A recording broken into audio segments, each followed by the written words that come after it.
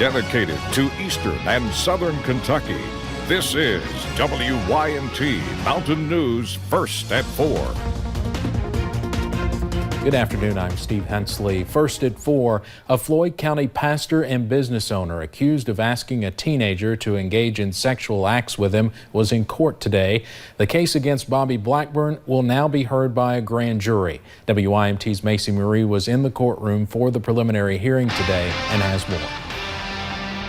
Today in court, we heard testimony from a police officer involved in the case, and Bobby Blackburn's defense attorney had plenty of questions for him. In May, police charged Bobby Blackburn with prohibited use of an electronic device to procure a minor. A police officer gave testimony saying Blackburn messaged a minor about engaging in sexual activity. The officer says the two messaged for a couple of hours, but the defense says Blackburn did not have his phone at the time. Police also say they do not have the phone as part of evidence because they were told it was thrown into a river. The judge sent the case to be heard in front of a grand jury. Now both sides will continue to gather evidence up until the case heads to the grand jury. In Floyd County, Macy Marie, WYMT Mountain News.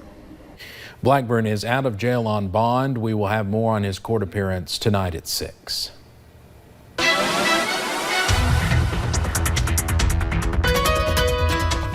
Well, it's another hot and humid day here in the mountains. I know most of us aren't surprised by that, but at least today we're remaining a little bit more dry than we have the past couple of days. Let's go ahead and take a look at a few of those cameras. We started out with more clouds earlier today. Those have been clearing out throughout the day, but you see beautiful blue skies over at the UVA Wise. And as we look over into downtown Whitesburg, seeing much of the same story. Blue skies, few clouds here and there, starting to warm up out there for sure. As we look at Pinpoint Doppler, clean sweep. We'll see this continue as we head into the rest of the evening and overnight hours. Can't rule out a stray chance or two, but I really do think most of us stay dry. Satellite and radar shows those clouds that we saw a little bit earlier today, but those have cleared out and we're just dealing with a few of those puffy clouds. Temperatures into about those mid to upper 80s across the area. If you're in Wise, you're a little bit in a cooler spot at 82 degrees, but it's those dew points into the upper 60s to lower 70s, and that's where you get uncomfortable to oppressive. Even some areas like Hassard and Jackson, Prestonsburg, even Ashland above or into those lower 70s, so definitely feeling very humid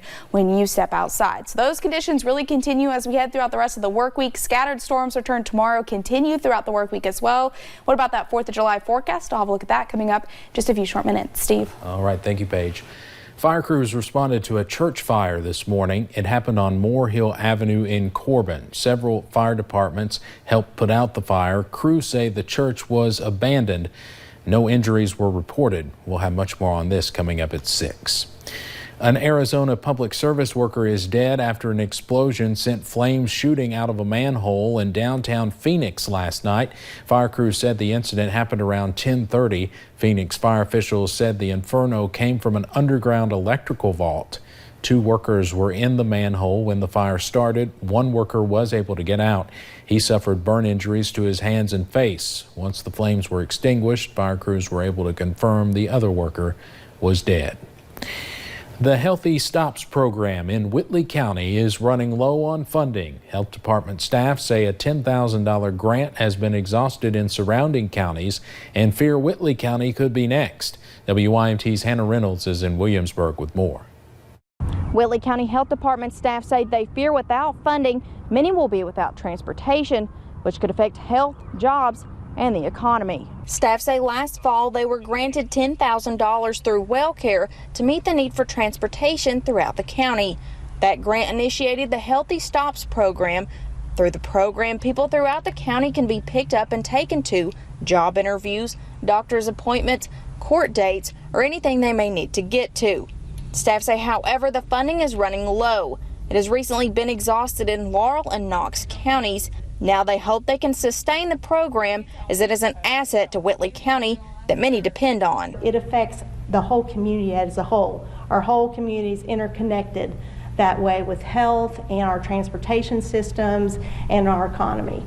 Health Department officials say since the grant is one-time funding, they're currently looking at other options through court systems or community partnerships. In Whitley County, Hannah Reynolds, WYMT Mountain News. And we will have more on that story coming up at 5:30. It's been more than a year since a woman was found dead near a Cincinnati, Ohio playground, but police were never able to figure out who she was. Now they are hoping 3D technology will be the break they've been looking for. A forensic artist created a clay facial reconstruction of the woman they can only call Jane Doe. Underneath is a replica of her skull made with a 3D printer. Police think she could have been between 35 and 60 years old and at least 5 feet 3 inches tall. She also has brown and gray hair. It's not a lot to go on, but Ohio's Attorney General hopes it helps jog someone's memory. The cause of a plane crash that killed 10 people near Dallas is still a mystery today. A small airplane crashed into a hangar at the Addison Airport yesterday morning. 2 crew members and 8 passengers were killed. The plane crashed shortly after takeoff. Witnesses say it lifted off the runway, reaching about 200 feet when it lost power and altitude. NTSB officials are combing through the crash site for any debris that can give clues as to what caused the crash. It's 10 passengers plus fuel, plus a lot of possible luggage could also play a role in the aircraft performance if they did, say, lose an engine or something on takeoff. The NTSB says it could take up to a full year until its investigation is complete, but a preliminary report could be released in the next few weeks. The family of a Florida woman who died after being infected by a flesh-eating bacteria at a beach is alerting others to the warning signs. Lynn Fleming was walking along the Gulf of Mexico coastline on one of Florida's beaches when she fell.